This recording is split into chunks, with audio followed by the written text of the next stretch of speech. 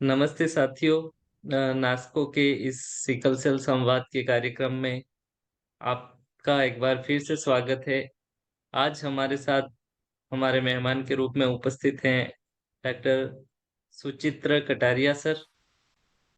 Sir के लिए थोड़ा सा मैं बताना चाहूँगा। सर पोस्ट ग्रेजुएट हैं।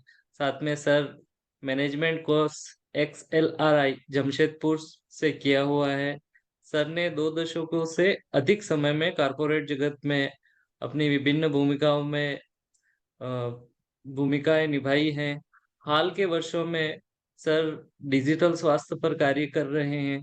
सर ने डिजिटल स्वास्थ्य को लेके अंतर्राष्ट्रीय कई पत्र प्रकाशित किए हैं। सर ने अभी विशेष रूप से सिकल सेल के रोगियों के लिए एक डिजिटल स्वास्थ्य कार्यक्रम बनाया है। इस कार्यक्रम का क्या उद्देश्य है और इससे रिलेटेड हम इस सेशन में सर से बात करेंगे। सर का स्वागत है।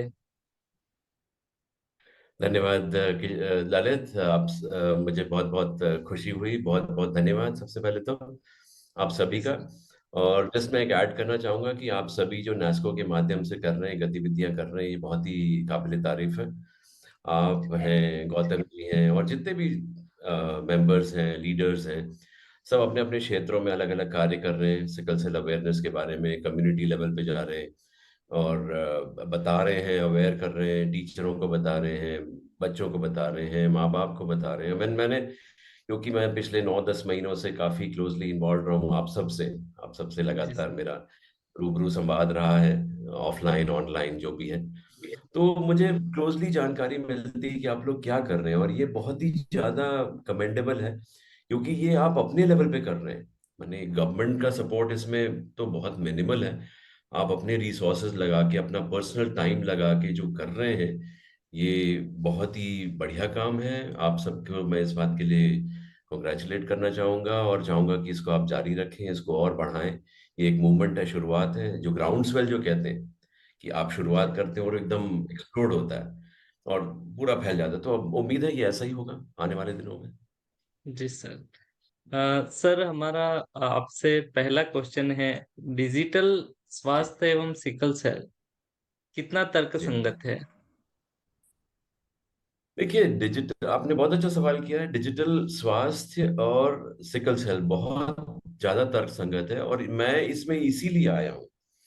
देखिए, आज से चंद साल पहले, और मैं जो आया हूँ उसके पीछे डॉक्टर पात्रा हैं। डॉक्टर पात्रा ने जो मुझे सजेशन दिया था चंद साल पहले। डॉक्टर प्रदीप पात्रा, जो आप जानते हैं उनको, जो महानिदेशक थे सिकल सेल इंस्टीट्यूट के, वो उसके पात्र हैं। और जी। फिर doctor Deepti Jain madam, doctor Shrikhande madam, इन सब लोगों ने मुझे और आगे मार्गदर्शन दिया और साथ में मुझे प्रेरित करते रहे।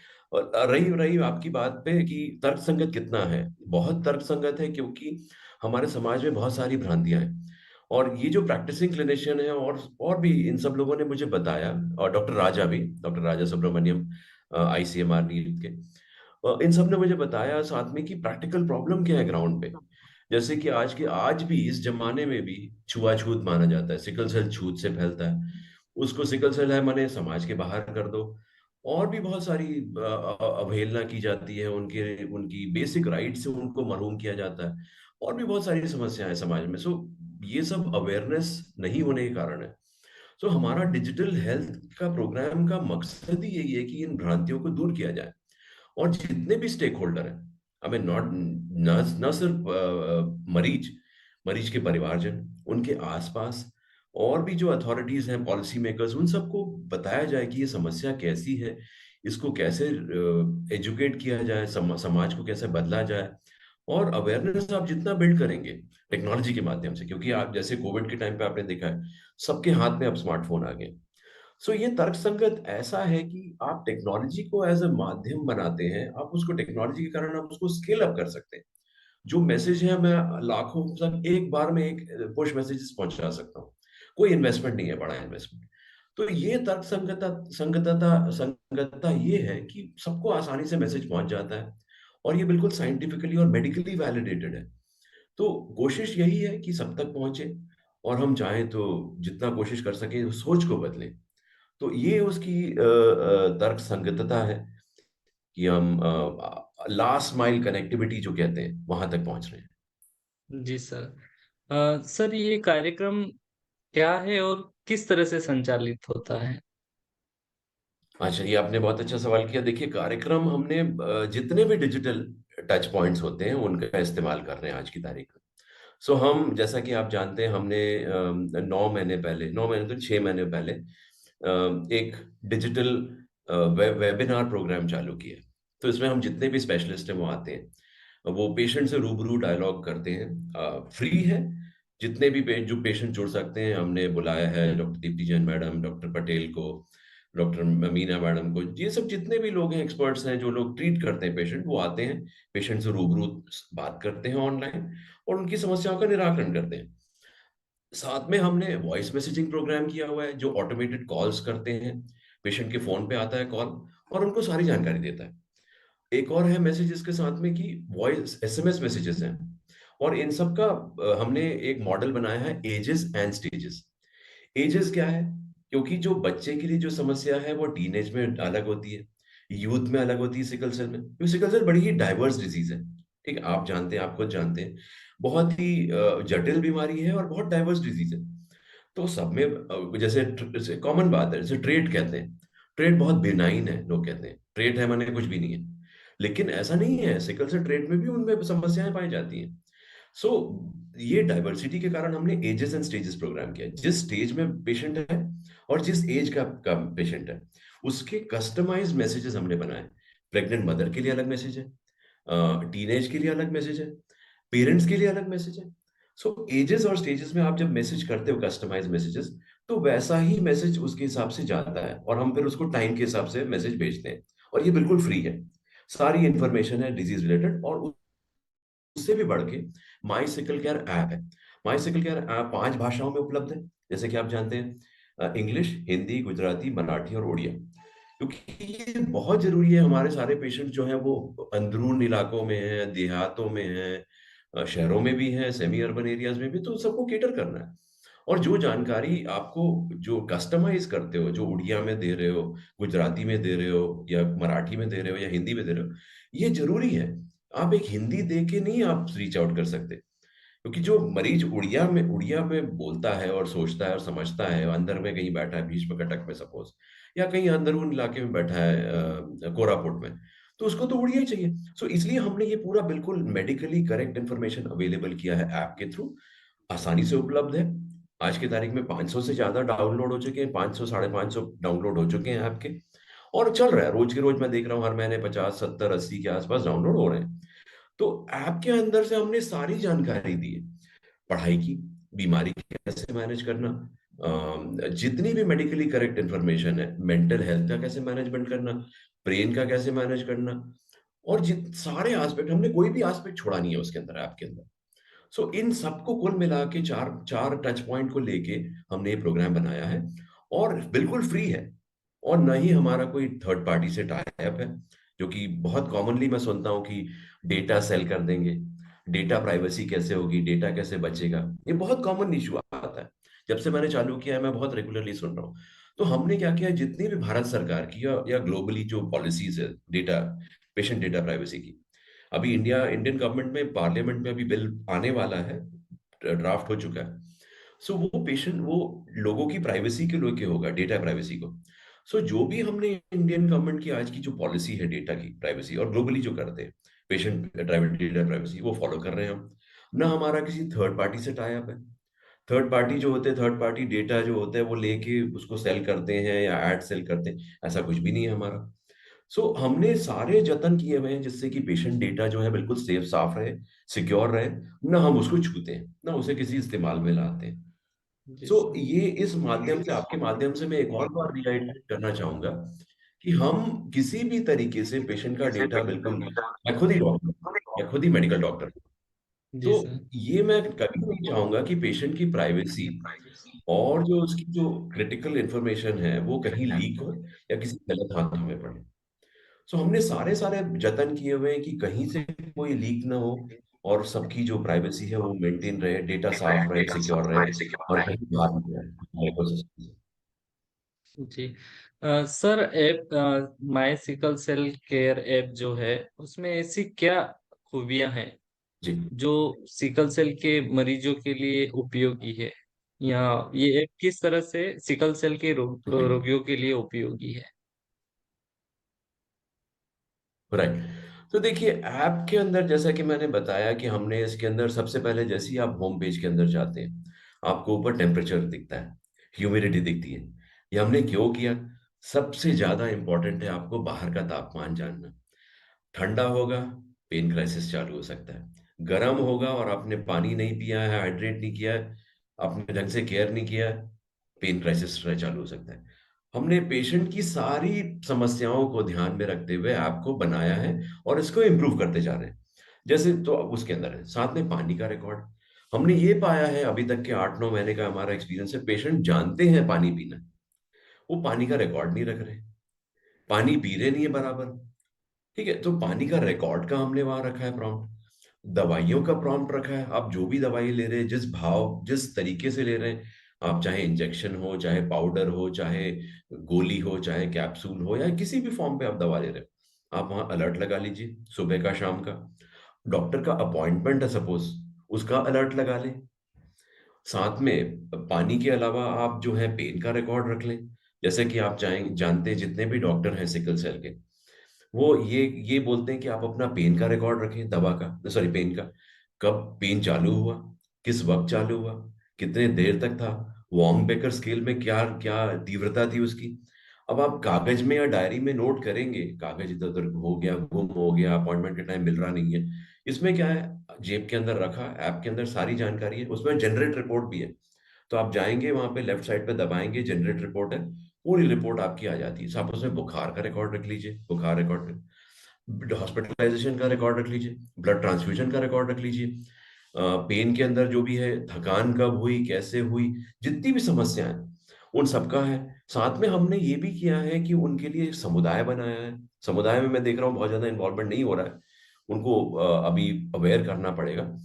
हमने अवेयर ये करना चाहते हैं कि हम उसमें एक दूसरे से सीखें। आप डॉक्टर की इंस्ट्रक्शन तो है, लेकिन आप एक दूसरे से भी सीखते हैं कि यार मैंने ऐसा किया वैसा किया। सो हम चाह रहे हैं कि आपस में कम्युनिटी में एक दूसरे से सीखें।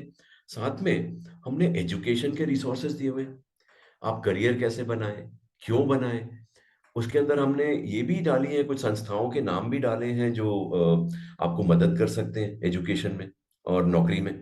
जैसे फॉर एग्जांपल हमने डाला है, गर्ल्स हो कोड का एग्जांपल है। गर्ल्स हो कोड जो है वो फ्री एजुकेशन देता है और लड़कियों को कोडिंग सिखाता है। वो उसका लिंक है, आप वहां जाके उनको कांटेक्ट कर सकते हैं। और हम चाह रहे हैं कि आने वाले दिनों में उसके अंदर और बहुत सारे स्किल एनहांसमेंट के इंफॉर्मेशन डालें। तो हमारा मकसद ये है कि सारी जानकारी तो दें ही डिजीज मैनेजमेंट की, साथ में उनको उपयोगी भी दें, कि जिससे कि वो उपयोगी जानकारी दें, जिससे कि वो अपना स्किल सेट बढ़ाए और एक बहुत ही जिम्मेवार और प्रोडक्टिव सिटीजन बने, बर्डन ना बने सोसाइटी पे। सो बिल्कुल ये सर। एक बड़ी सोच है ऐप के पीछे, जी। सारी जानकारी वो दे पाए एक उसके माध्यम से, और वो चलता फिरता ईएचआर जिसको कहते हैं, इलेक्ट्रॉनिक हेल्थ रिकॉर्ड, वो आपकी जेब में साथ में चलता रहे। आप डॉक्टर को दिखाएं, जनरेट रिपोर्ट देते हैं, और वो आपके इलाज में आसानी देता है हर तरीके से। जी। सर अभी तक के इस कार्यक्रम में आपका अनुभव कैसा रहा? देखिए, अनुभव मैं कहूंगा मिक्स सा रहा है। क्योंकि मिक्स इसलिए कह रहा हूँ कि जैसे फॉर एग्जांपल हमने जो टॉक सीरीज हम करते हैं, इसमें इतने नामचीन लोग आते हैं और अलग अलग डाइवर्स स्पेशलिटी से आते हैं। तो हम ये चाहते हैं कि ज्यादा से ज्यादा लोग जुड़े, और पेशेंट के को देखना चाहिए, उसकी वैल्यू देखना चाहिए कि हमें फायदा हो रहा है। ये तो मुफ्त में मिल रही जानकारी हमें। जैसे दीप्ति जैन मैडम आए, डॉक्टर पटेल आए, उन्होंने उनसे पेशेंटों ने पूछा कि हम साइड इफेक्ट ऐसे हैं तो हम क्या करें, इसमें है तो क्या करें, जो भी है। तो पेशेंटों को उसकी वैल्यू दिखनी चाहिए और उनसे लाभान्वित हो। हम ये चाह रहे हैं कि भाई ज्यादा से ज्यादा लोग को ये ना करना पड़े कि भाई आओ आओ। आप मैंने पेशेंटों में खुद से होनी चाहिए इनिशिएशन। तो अभी तक के क्या है, कुछ बड़ा मिक्स रिस्पॉन्स है। बट मुझे लगता है कि ये जर्नी की शुरुआत है, इसमें टाइम लगेगा बनाने में, और टेक्नोलॉजी का ये बहुत ही अभी नया उपयोग है सिकल सेल के एरिया में। सो मिक्स है, कुछ रिस्पॉन्स अच्छे हैं, कुछ लोग नियमित रूप से आपका इस्तेमाल करते हैं। सो वो ये कुछ इस्तेमाल कर रहे हैं, कुछ दवा का अलर्ट लगा रहे हैं। लेकिन अभी यही कोशिश है कि अब हम ऐप के अंदर यूसेज को बढ़ाएं, तो उस पे अब आगे गतिविधि करनी है। सो अभी मिक्स बैग है। जी। सर, आने वाले समय में डिजिटल स्वास्थ्य और सिकल सेल में क्या डिजिटल स्वास्थ्य में सिकल सेल के लिए क्या संभावनाएं हो सकती है या हो? देखिए, बहुत सारी संभावनाएं तो बहुत है, क्योंकि आप दूसरे थेराप्यूटिक एरियाज देखिए। मेरी आप कह सकते हैं मैं काफ़ी डिजिटल हेल्थ में इन्वॉल्व रहा हूँ, बहुत पढ़ता लिखता भी हूँ, पब्लिश भी करता रहता हूँ, तो और पोस्ट भी करता रहता हूँ सोशल मीडिया पे, डिजिटल हेल्थ पे। सो मेरा ये मानना है, मेरी पर्सनल ओपिनियन है कि डिजिटल हेल्थ में अभी बहुत संभावनाएं हैं सिकल सेल में। ये तो सिर्फ शुरुआत है, क्योंकि दूसरी डिजीज आप देखें, कैंसर है, रेडियोलॉजी है, डायबिटीज है, हार्ट डिजीज है, लोग इतने नाना प्रकार के एप्लीकेशन कर रहे हैं, आर्टिफिशियल इंटेलिजेंस लगा रहे हैं। आर्टिफिशियल इंटेलिजेंस लगा रहे हैं एरिथमिया की डिटेक्शन में, ईसीजी में, एकोकार्डियोग्राफी में, इमेज डिटेक्शन में, डायग्नोसिस में। बहुत सारे लग रहे हैं, डायबिटीज में बहुत असंख्य मिल जाएंगे आपको एग्जाम्पल। लेकिन सिकल सेल अभी अछूता है। तो सिकल सेल अभी शुरुआत है, मुझे लगता है इसके अंदर बहुत सारी चीजें आनी बाकी है। जैसे आर्टिफिशियल इंटेलिजेंस है, अब लोगों ने काफी आर्टिफिशियल इंटेलिजेंस लगाया है अलग अलग डिजीज एरिया में, खासकर कार्डियोलॉजी में, इमेजिंग में, ऑफ्थेल्मोलॉजी में। लेकिन अनफॉर्चुनेटली सिकल सेल में अभी तक के कुछ आया ही नहीं है, कुछ किया भी नहीं गया है। उसका एक रीजन ये भी है कि डेटा अवेलेबल नहीं है। डेटा डिजिटली सबका आसानी से सब हम ईएचआर रखते नहीं है, क्योंकि डेटा सबसे पहले चाहिए। जितना अच्छा डेटा होगा उतना अच्छा एल्गोरिदम बनाएंगे और एआई लगा सकते हैं। सो वो एक समस्या है, लेकिन बहुत सारी संभावनाएं हैं मैं देखता हूँ। आर्टिफिशियल इंटेलिजेंस एक एरिया है, लेकिन उसके अलावा टेक्नोलॉजी से हम पेशेंट को कैसे मदद पहुंचा सकते हैं। टेलीमेडिसिन फॉर एग्जाम्पल, टेलीमेडिसिन का अभी तक के उपयोग हमने किया नहीं है सिकल सेल में। कि भाई आप जैसे सपोज उदयपुर में है, या अंदर थोड़ा ले ले, थोड़ा इंटीरियर में, तो टेलीमेडिसिन से उन पेशेंटों तो कैसे पहुंचे। एक एग्जाम्पल मैंने देखा था नागपुर में, गवर्नमेंट मेडिकल कॉलेज में, जब डॉक्टर दीप्ति जैन मैडम थे वहां पे, तो उन्होंने टेली मेडिसिन का उपयोग किया था। जब अब तो रिटायर हो गए मैम ने। सो वो टेली मेडिसिन के माध्यम से पेशेंटों तक पहुंच रही थी। स्पेशलिटी क्लिनिक लगता था, मल्टी स्पेशलिटी क्लिनिक, और टेली मेडिसिन के माध्यम से पेशेंटों को दूर से ट्रैवल करने की जरूरत नहीं है। अब मरीज बेचारे दूर दराज इलाकों में रहते हैं, खासकर सिकल सेल के पेशेंट्स। तो टेली मेडिसिन के माध्यम से वो पेशेंटों तक रीच आउट कर रही थी मैम। पेशेंट अपने रिकॉर्ड भेज देते थे, मैडम उनसे काउंसलिंग कर लेती थी और उनको बताती थी ये लो वो लो, और जो भी है उनका ट्रीटमेंट। सो टेली मेडिसिन एक ऐसी चीज है जो सिकल सेल में बहुत मददगार होगी, क्योंकि बहुत सारे हमारे जो पेशेंट हैं वो अंदरून इलाकों में हैं, छोटी छोटी जगहों पे हैं, और उन्हें आना, एक फोलिक एसिड सिर्फ एक लेने के लिए सेंटर पे आना, हाइड्रोक्सी यूरिया लेने आना, वो बेचारे, मैं बहुतों को जानता हूँ जो 100 किलोमीटर 200 किलोमीटर सिर्फ हाइड्रोक्सी यूरिया डोज लेने के लिए आते हैं। तो हम ऐसा कुछ मैकेनिज्म करें टेक्नोलॉजी के माध्यम से कि भाई उनको डोज उनके घर द्वार तक पहुंच जाए। ऐसा करें कि फोलिक एसिड उनको पूरी 1 महीने की सप्लाई उनको वहां तक, उनके दरवाजे पर तक पहुंच जाए। उन्होंने, क्योंकि जो भी है पेरेंट्स को ट्रैवल करके आना पड़ता है, या परिवारजनों को या मरीजों को ट्रैवल करके आना पड़ता है। सो एक दिन उनका पूरा खराब होता है सिर्फ इसीलिए। हाँ, ये बात अलग है कि जैसे सिकल सेल सेंटर है रायपुर में या और दूसरे सेंटर से, वहां पर उनकी जांच भी हो जाती है, ये जरूरी है। लेकिन यदि सिर्फ मेजर प्रॉब्लम ना हो तो टेलीमेडिसिन के माध्यम से ही उनकी फॉलोअप हो जाए और उनको जो भी है बता दें डॉक्टर दूर से। सो टेक्नोलॉजी, मैं सोचता हूँ कि काफी संभावनाएं हैं। और आने वाले दिनों में आई थिंक हमें उस पे अमल करना चाहिए, और ये कोशिश करनी चाहिए कि ज़्यादा से ज़्यादा पेशेंटों को जोड़ें, not only education but treatment plan में। और ये और इमरजेंसी में भी खासकर, मैंने जब चालू किया था जब ये प्रोग्राम 6 8 8 9 10 महीने पहले, तो बहुत सारे पेशेंट्स मेरे को पूछते थे कि क्या सर आपको कोई उस पे ऐप के अंदर कोई डॉक्टर होंगे जो हमारा इमरजेंसी में मदद कर सकते हैं। तो हालांकि ये तो बहुत ही फार फेच्ड है, ये तो पॉसिबल नहीं है कि आपके अंदर एक डॉक्टर हो और जब भी इमरजेंसी हो उनको बता दे, तो पॉसिबल ही नहीं है। लेकिन ये जरूर हो सकता है कि इमरजेंसी हो तो वो किसी एक सेंटर पे रीच आउट कर सकें, उनको फोन कर सकें, और फोन पे एटलीस्ट उनको जानकारी मिल जाए कि अभी ये करें, ये इमरजेंसी साइन है, चक्कर आ रहा है, आंख के सामने अंधेरा छा रहा है, 103 डिग्री बुखार है, तो अब क्या करें। एटलीस्ट ये जानकारी तो उन्हें फोन से मिल जाए कि तुरंत आप लेके आइए। सो आई थिंक ये कुछ टेक्नोलॉजी के आसान से एप्लीकेबल सॉल्यूशंस हैं जो पेशेंटों को मदद कर सकते हैं और मोर्टालिटी में रिड्यूस करने में मदद कर सकते हैं। जी सर। तो मुझे लगता है, सर। मुझे काफी जी लगता है। सर। जी। जी। सर, जो समाज में सिकल सेल को लेके जो कुरीतियां हैं या जो भ्रांतियां हैं, उसको क्या टेक्नोलॉजी से दूर किया जा सकता है? जी, बेशक दूर किया जा सकता है। हमारा मकसद ही यही था एक्चुअली। इसी बेसिक इस मिशन के साथ ही हम इस प्रोग्राम को हमने चालू किया था। क्योंकि आप देखते हैं कि पेशेंटों को अरे सिकल सेल है मनीज, अरे उसके पास ना जाओ, उसके साथ ना खेलो, तुम्हें भी हो जाएगी। गांव देहातों में ये सब बहुत भ्रांतियां हैं और लोग डायग्नोसिस को छुपाते हैं। सिकल सेल है तो बताते नहीं है, शादी नहीं होगी, लड़कियां आना नहीं चाहती बाहर की भाई मुझे है सिकल सेल। तो, तो सबसे ज्यादा जरूरी ये है कि समाज के अंदर जागरूकता लाई जाए कि भाई ये जेनेटिक डिजीज है। उसके लिए पेशेंट जिम्मेवार नहीं है, ना कि उसके माँ बाप। सबसे ज्यादा जरूरी है कि उनकी स्क्रीनिंग, प्री मैरिटल टेस्टिंग, शादी करने के पहले आप टेस्टिंग कर लें, देख लें कि स्टेटस क्या है, करियर स्टेटस है, आई मीन ट्रेट है या फुल ब्लोन सिकल सेल है, या उनकी काउंसलिंग की जाए। तो टेक्नोलॉजी के माध्यम से जब आप उनको एजुकेट करते हो कि प्लीज, हमारे मैसेजेस बहुत सारे ऐसे हैं कि शादी के पहले आप दोनों को टेस्ट कराना चाहिए, कुंडली तो मिलाएं ही, कुंडली के साथ साथ अपना सिकल सेल का स्टेटस जांच कराएं।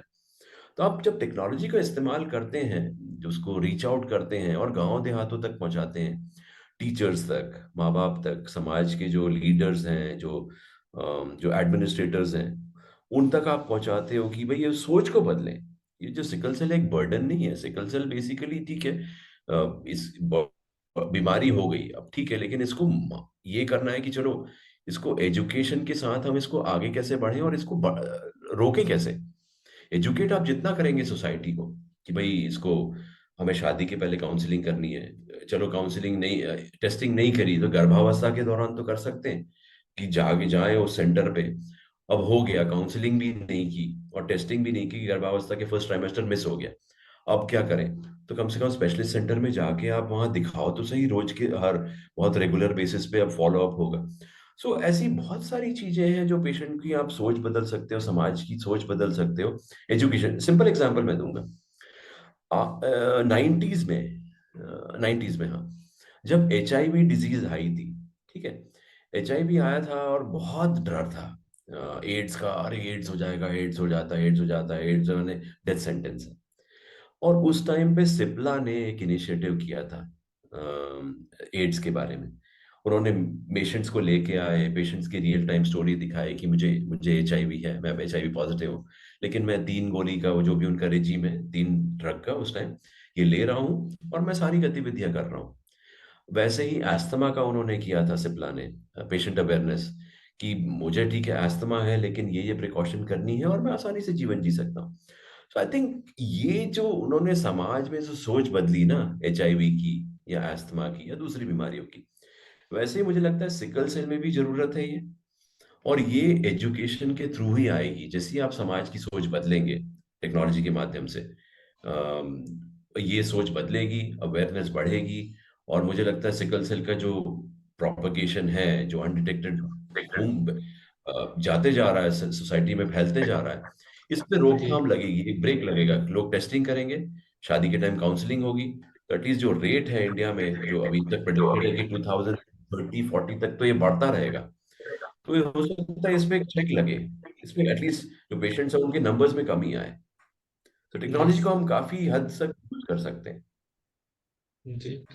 सर, सिकल सेल रोग और इसके इलाज की संभावनाओं को आप कैसे देखते हैं, चिकित्सक, डिजिटल हेल्थ और सलाहकार के दृष्टिकोण से? देखिए, मैं लगातार देखता रहता हूँ कि अभी नया ड्रग क्या आ रहा है, कौन सी नई दवाएं आ रही है और कैसी कैसी दवाइयाँ आ रही हैं, किधर एक्शन होगा सब। उसके अलावा आज की तारीख में तकरीबन, मैं मेरे नॉलेज में 5 से 6 कंपनियां हैं जिनके ड्रग जो हैं वो फेज 1, फेज 2, फेज 3 में अलग अलग स्टेज में, अलग अलग मोड ऑफ एक्शन में एक्ट कर रहे हैं।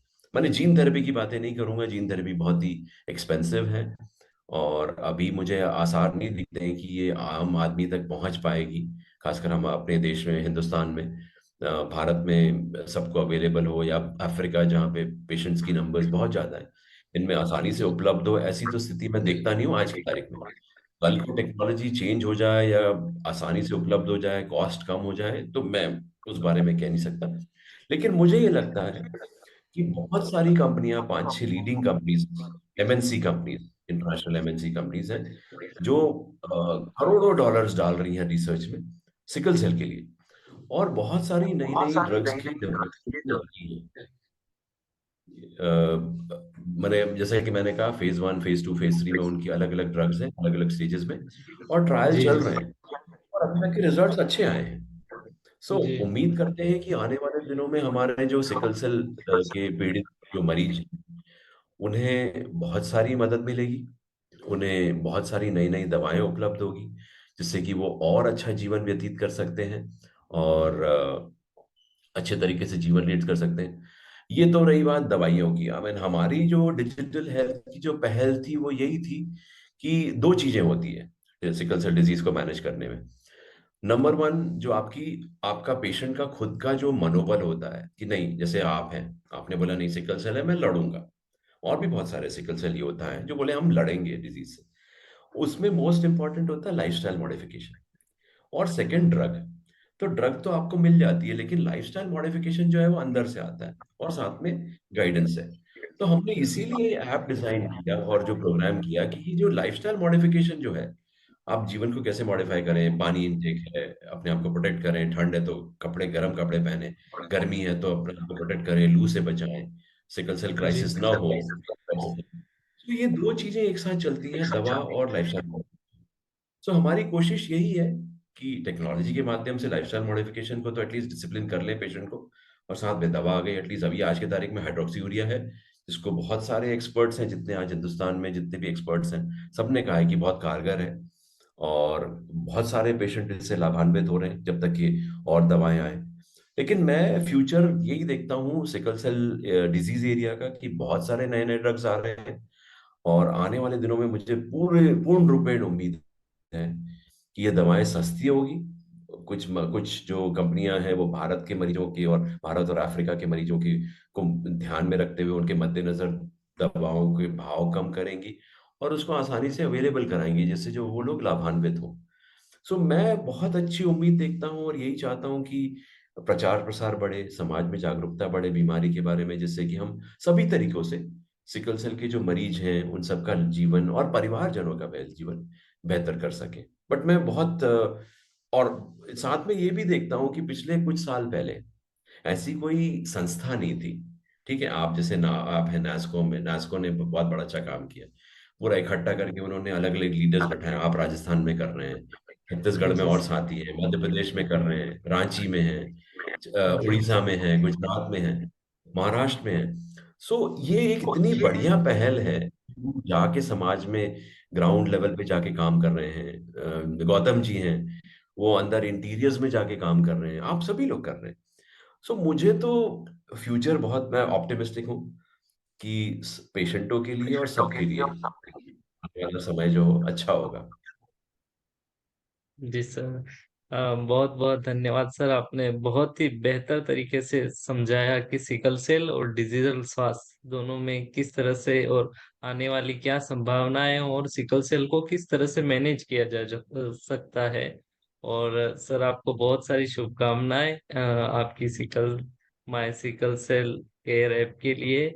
आशा करता हूँ जितने भी सिकल सेल वॉरियर हैं वो इस ऐप को जरूर देखें, और एक बार उसे डाउनलोड करके और बेहतर तरीके से अपने स्वास्थ्य को मैनेज कर सकते हैं वो लोग, अगर डाउनलोड करते हैं और इसमें सब तरह की सुविधाएं सर ने जो बताई है उसे बराबर फॉलो करें तो। धन्यवाद सर। आप आपने थैंक यू। अपना अमूल्य समय नास्को और सिकल सेल संवाद और सिकल सेल वॉरियर्स के लिए दिया, इसके लिए thank you sir. Thank you Lalit. बस एक पार्टिंग नोट में यही करना चाहूंगा कि डाउनलोड तो करें, वो तो ठीक है, उसको जी इस्तेमाल करें। कि जी यदि ऐप बिल्कुल। को इस्तेमाल ना करें तो वो सारी जो है जद्दोजहद और सारी जो मेहनत है वो फिर और पेशेंट के लिए भी, वो पेशेंट भी डाउनलोड करके रख लेगा, लेकिन जी इस्तेमाल करेंगे तो आपको तो फायदा होगा उनको। जी सर। तो यही मेरी गुजारिश है, और आपने मुझे बुलाया, ये प्लेटफॉर्म दिया, और मैं पहले भी एक बार टॉक दे चुका हूँ। तो थैंक यू वंस अगेन। और आप सभी को हार्दिक बधाइयाँ देता हूँ, और आप मेरी भी हार्दिक शुभकामनाएं हैं कि आपका काम और आगे बढ़े और ज्यादा से ज्यादा लोग लाभान्वित हों। Okay thank you. Sir. Thank you sir. Thank you Lalit.